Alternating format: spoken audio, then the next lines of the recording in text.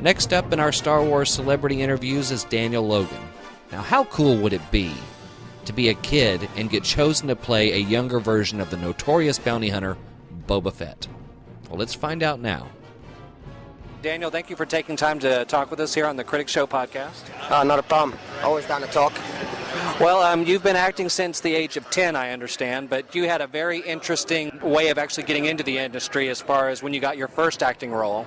Can you talk a little bit about how you got that first audition and how the whole thing started for you? Well, I got an audition at my rugby club, which is kind of like football of America, but in New Zealand. And each coach was asked to put 2 names down from his team of the best players. So my coach put mine and his son's name down.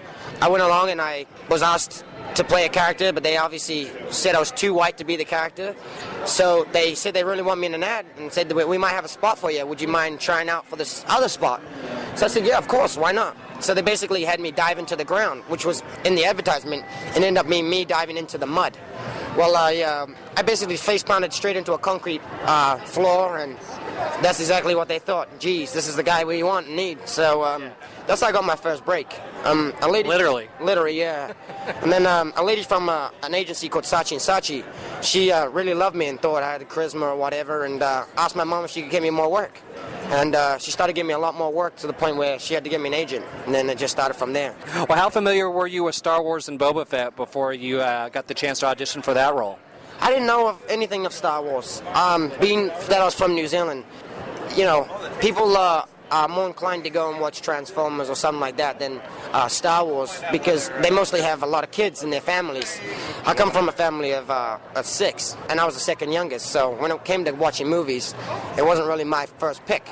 And the age that I grew up in, Star Wars was in its quiet realm. Right. I mean, it wasn't until I was about 10, that Episode 1 came out. So, I mean, you know, I really didn't know anything of Star Wars, let alone who Boba Fett was. But now you know all about it. I know his backstories. I know, his children's stories and everything, You may know more than you wanted to know. You know, now I love the information. I mean, there's never enough information you can find out about your character. But, so that was really the way I got into Star Wars, was through the fact that I didn't know anything to do with it, and I think maybe that was something that drew George Lucas closer to me with that, is that, this is a kid who has no idea what he's getting himself into. So after that, I've just, been living the life of Star Wars. I got on the Clone Wars about 2 years ago and been reliving that life as Boba again, so. Very good.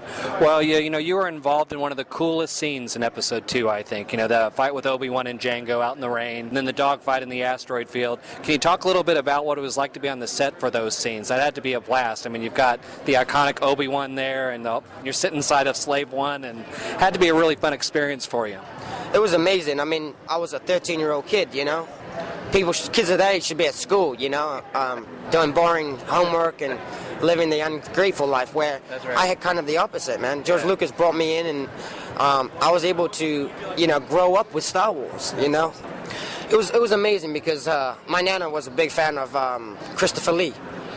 And it was the first day I got to meet Christopher, was actually when we did the arena scene where he's standing there, and I actually got to see some actors that other people admired for many more years, that many years before I'd been born, So being able to work with him and Ewan McGregor and Hayden Christensen and Timothée Morrison, Natalie Portman, I mean, being in that environment with all those actresses and actors, it was just an amazing feeling, and they basically had me on a small little platform that had like a little ledge or wall, and they said, look at the ground, and I was stared at the ground.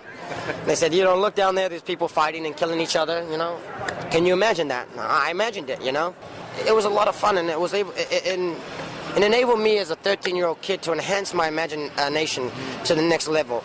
So was it pretty close to what you imagined when you saw the final product? No, actually, not anything to do with what my imagination had. I imagined that, that there was droids or whatever, but I didn't think of it to the degree that George Lucas went to, and then the animals that he had in the arena. And then when the Jedis just come storming in, it's really an amazing scene. Yeah, I mean, and he obviously captivated a great moment in Star Wars history with that, as you said, that iconic scene. Yeah. But so I didn't really get to see much. You know, all I saw was blue screen and green screen all around me, and then the final product, going and watching it, was like, oh my God, like it was like watching a movie. Besides, once in a while, this big old forehead of mine would show up on the screen, you know, and then I'd geek out on myself for a second. And you're sitting there going, I was really there? Yeah, like, oh man, that's awesome. Like, my planet was raining, you know, like I lived on a water planet. Yeah. You know, you don't know these things, you know, so. That's amazing. Well, so I guess when you got to see the final touches of the whole thing, it had to be pretty awesome. But I always like to talk to people who've had this kind of opportunity to be in a Star Wars film. And you kind of alluded to that a second ago. Talk about what a great experience it's been, you know, after production. You know, you've got, you know, your own action figure, and you're now officially always known as part of Boba Fett. You come to conventions like these, interact with fans. It's been hard to imagine something like this. I bet when that rugby role came around. So what's it been like after the film to experience all of that? Star Wars and George Lucas actually, you know, have helped my life, and I will forever be proud of being a part of this franchise, and I will always not be indebted to it, but I feel like I'm always consistently, every day I wake up, I owe Star Wars a little bit more. You know, exactly, and I leave my house, you know, and I'm Daniel Logan. As soon as I fly in to wherever I go to the convention, I start forming or like turning into like this Boba Fett, you know, and you end up, you know, leaving yourself at home and, you know, coming out as a different person that, you know, the people want to see. You bet. Well, Daniel, I really appreciate your time. I enjoy your work on the show and also Clone Wars as well, and I know that you're really busy here, and I appreciate you taking time to talk with the Critic Show today. Thank you so much, and all the best to you, sir. You too.